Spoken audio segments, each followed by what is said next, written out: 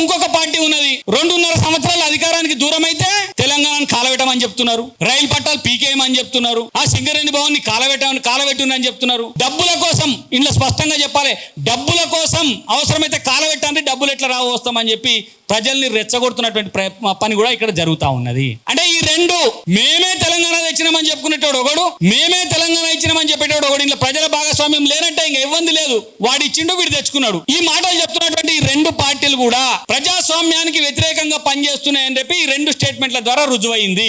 కాబట్టి తెలంగాణలో ప్రజాస్వామ్యాన్ని బతికించుకోవడం కోసం, తెలంగాణ ప్రజాస్వామ్యాన్ని నిలబెట్టడం కోసం, తెలంగాణలో భావ ప్రకటన స్వేచ్ఛ ఉండడం కోసం ఇవాళ ఒక ప్రయత్నం తెలంగాణ జర్నలిస్ట్ యూనియన్ చేస్తా ఉన్నది. కొందరు మాట్లాడుతున్నారు, మాట అంటే మతోన్మాదం అంటారు, భారత్ మాతాకి జై అంటే మతోన్మాదం అంటారు, వందే మాతరం అంటే మతోన్మాదం అంటారు, అయి భారతదేశం మనదిరా బాబు అంటే మతోన్మాదం అంటారు. కానీ వాళ్ళు మాత్రం కులోన్మాదాన్ని, ప్రాంతీయ ఉన్మాదాన్ని, ఇతరత్ర ఉన్మాదాలను అన్నింటినీ రెచ్చగొట్టి సమాజంలో శాంతి లేకుండా చేసేటువంటి ఒక ప్రయత్నం కొనసాగుతున్నది.